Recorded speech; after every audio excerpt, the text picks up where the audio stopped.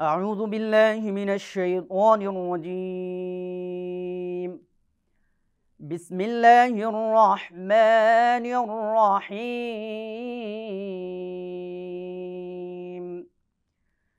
إن يثقفوكم يكونوا لكم أعداء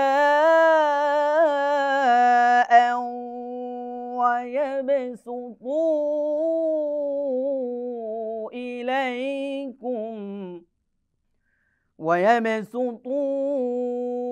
إليكم أيديهم وألسنتهم بالسوء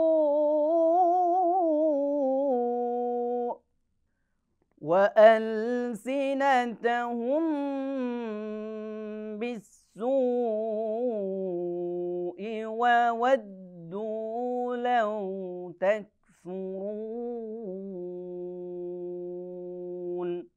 لن تنفعكم أرحامكم ولا أولادكم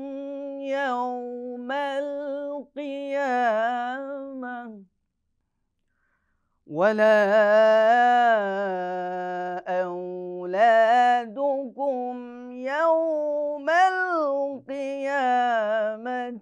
يفصل بينكم والله بما تعملون بصير يفصل بينكم والله بما تعملون بصير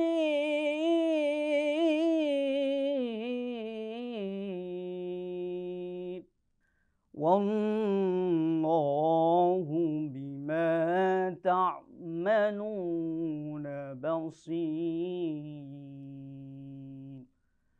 صدق الله العظيم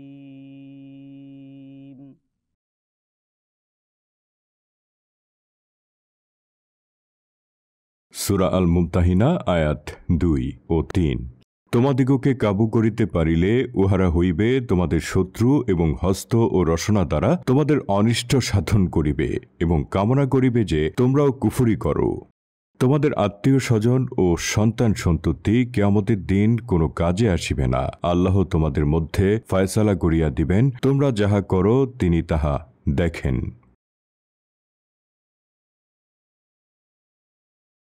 নাহমাদুহু ওয়া নুসাল্লি আলা রাসূলিহিল কারীম আম্মা বাদ। এই সূরা মুমতাহিনাটায় কাফের এবং মুসলমানদের মধ্যে, ঈমানদারদের মধ্যে একটা পার্থক্য সৃষ্টি করে দিয়েছেন, বিশেষ করে মহিলাদের। এই জন্য সূরাটার নাম হয়েছে নারীর পরীক্ষা। আচ্ছা, নারীদের পরীক্ষার জন্য মূলত এই সূরাটার সার্বিক অর্থ। এখানে 2 নম্বর আয়াতে যে একটা শব্দ এসেছে ইন ইয়েস ফাউকুম, ইন ইয়েস কফুকুম, অর্থাৎ কাবু করা। মুসলমানদের যে কোনো কায়দায় মুনাফিকরা, কাফেররা কাবু করার চেষ্টা করতে সবসময়। আদা আন, এবং শত্রু, সবসময় শত্রু ভাবাপন্ন তারা মনে করত মুসলমানরা আমাদের শত্রু, তারা আমাদের মতো দেবদেবীর পূজা করে না, শিরক করে না, বিদায়াত করে না। এই জন্য তারা পরিকল্পিতভাবে সবসময় মুসলমানদেরকে দাবিয়ে রাখার জন্য তারা চেষ্টা করত। এই যে শত্রুতা, এর একটা উদাহরণ রাসূলুল্লাহ সাল্লাল্লাহু আলাইহি সাল্লামের বংশের এক নারী, সে অসামাজিক কাজে অর্থাৎ গান বাজনা এগুলো নিয়ে থাকতেন। তো সে হুদাইবিয়া সন্ধিতে একটা যে চুক্তি ছিল, চুক্তির ধারা হলো যে যে কোনো লোক যে কোনো সময় মক্কা থেকে মদিনায় আসতে পারবে এবং মদিনা থেকে অনায়াসে মক্কা যেতে পারবে, কোনো সমস্যা নাই। তো বিশেষ করে মহিলারা বেশি মক্কা থেকে মদিনায় আসা শুরু করলো, বিশেষ করে বংশীয় যারা, তারাই আসা শুরু করলো। তো রাসূলুল্লাহ সাল্লাল্লাহু আলাইহি সাল্লাম একবার দেখলেন যে সারা হেঁটে যাচ্ছে। তো আল্লাহ রসুল জিজ্ঞেস করলেন, সারা তুমি এসেছো, তুমি কি ঈমান এনেছো? বলছে, না, আমি তো ঈমান আনি নাই। তাই তুমি কেন এসেছো? বললো যে আমি তো আপনার এই বংশের, আমি মক্কার অবস্থা ভালো না, আমি আমার সেই গান বাজনা ওরকম চলছে না, আমি অভাবে আছি, আপনাদের সাহায্যের জন্য আমরা এসেছি। আমি দাসী ছিলাম, আমি এখন আজাদ হয়েছি, সহযোগিতার জন্য আমি এসেছি। আল্লাহ রসুল সাহাবাদের বললেন যে তাকে তোমরা সহযোগিতা করো। তারা সহযোগিতা করলো। তারপরে সে যখন মক্কায় চলে যাবে তখন হাতেম ইবনে বুলতা রাদিয়াল্লাহু তাআলা আনহু সে তাকে একটা চিরকুট দিল। রাসূলুল্লাহ সাল্লাল্লাহু আলাইহি সাল্লাম যখন হুদাইবিয়ার সন্ধিটা বিলুপ্ত হয়ে যাচ্ছিল তখন সে মনে মনে একটা ধারণা ছিল যে আমি মক্কা বিজয় করব, মক্কার উপর আক্রমণ করে আমি বিজয় করে নিয়ে আসবো ইনশাআল্লাহ। কিন্তু এটা ওনার মনের মধ্যে ছিল 2-4 জন সাহাবী, অল্প কিছু সাহাবী যারা একদম জলিল কদর সাহাবী আল্লাহ রসুলের সবসময় কাছে থাকতেন, তারা এই ব্যাপারটা জানতেন। তো বুলতা রাদিয়াল্লাহু তাআলা আনহু সে তার পরিবার পরিজন ছিল মক্কায়, সে একটা চিরকুট লিখে এবং 10টি স্বর্ণ মুদ্রা তাকে দিয়ে বলল যে এই চিঠিটা নিয়ে আমার তরফ থেকে মক্কাবাসীদের দিবা এবং আমার বাচ্চা, আমার আত্মীয় স্বজন, আমার পরিবারের যেসব সদস্য আছে তাদের জন্য কোনো সমস্যা নাই, তোমরা একটু লক্ষ্য রাখবা। তো সে সারা চিঠিটা নিয়ে চলে গেল। চিঠি রেখেছিল সে তার চুলের ভিতরে। তো আল্লাহ রসুলকে জিবরাইল আলাইহিস সালাম জানাই দিলেন, জিয়া রসুল আল্লাহ, আপনি তো জানেন না এরকম একটা ঘটনা ঘটেছে, এই সাহাবী যে একটা চিরকুট দিয়েছে। তখন তাড়াতাড়ি সাহাবীদের পাঠিয়ে দিলেন, একটা জায়গায় নাম বললেন, ওখানে যেয়ে তাকে পাবা। তো সাহাবীরা চলে গেলেন, তাকে প্রথম প্রশ্ন করলো তোমার কাছে কোনো এরকম চিঠি আছে কি না। সে অস্বীকার করলো।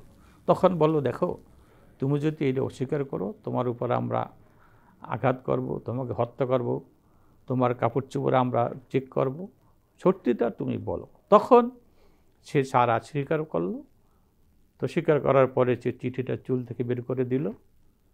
তো আল্লাহ রসুল বলে দিলেন, যখন সে যদি চিঠিটা দেয় তোমার তার কোনো ক্ষতি করো না। তখন সে মক্কা চলে গেল। এরপরে তো আল্লাহ রসুল চিঠি দেখে সে নাখোশ হইলেন, তাকে ডাকলেন। হযরত উমর রাদিয়াল্লাহু আনহু তো তার তো কথার আগে তরবারি চলে। সে বলল যে ইয়া রাসূলুল্লাহ, সে তো কাফের হয়ে গেছে, মুনাফিক হয়ে গেছে, তাকে কতল করে ফেলি। আল্লাহ রসুল বলছেন যে সে ওমর, সে তো বদরের সাহাবা, তাকে আমরা প্রশ্ন করি। তখন সে বলল যে ইয়া রাসূলুল্লাহ, আমার এরকম কোনো ইচ্ছা ছিল না যে মুসলমানদের ক্ষতি হবে, আমি সরল মনে চিঠি লিখছি যেহেতু আমার পরিবার ওখানে, তাদের জন্য কোনো ক্ষতি না হয়। এরকম নানানভাবে শত্রুতা কাফেররা মুসলমানদের উপর বিবিধভাবে আক্রমণ করার চেষ্টা করত।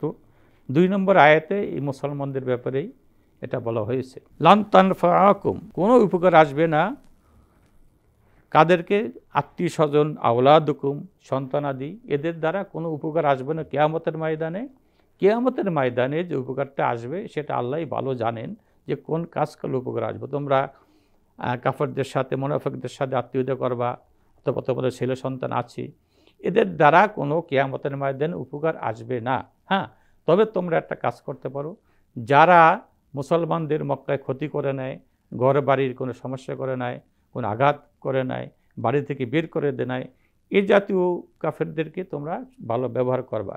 কিন্তু যারা আক্রমণ করেছে, আঘাত করেছে, তাদের প্রতি তোমরা আত্মীয়তা বন্ধুত্ব রাখবা না।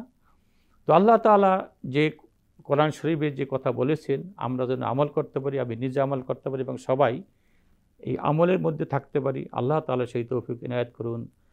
ওয়া আখির দাওয়ানা আনিল হামদুলিল্লাহি রাব্বিল আলামিন। আসসালামু আলাইকুম ওয়া রাহমাতুল্লাহি ওয়া বারাকাতুহু।